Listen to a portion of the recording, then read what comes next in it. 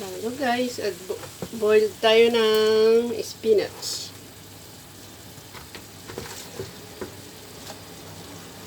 Spinach para tipid ng mantika.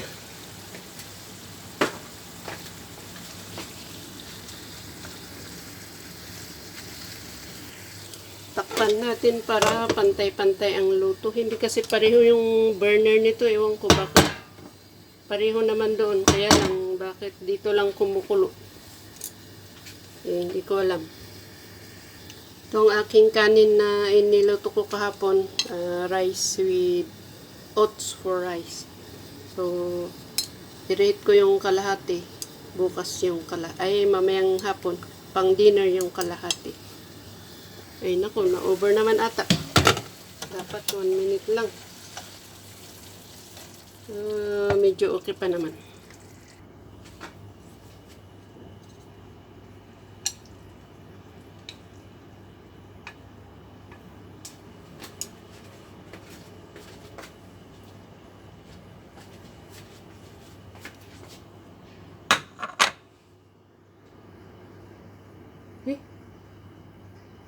Gumagana pala. Kanina nag-isa ako ng konting repolyo, tapos konting sliced meat, tapos konting beans.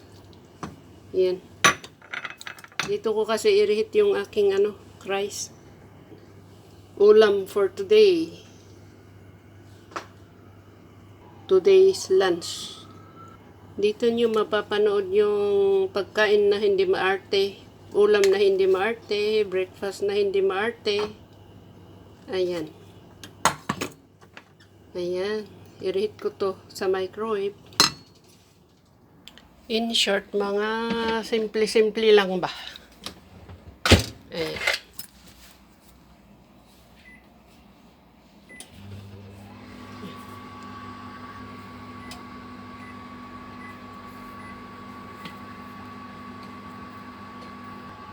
Okay, na-reheat ng ating rice. Ayan.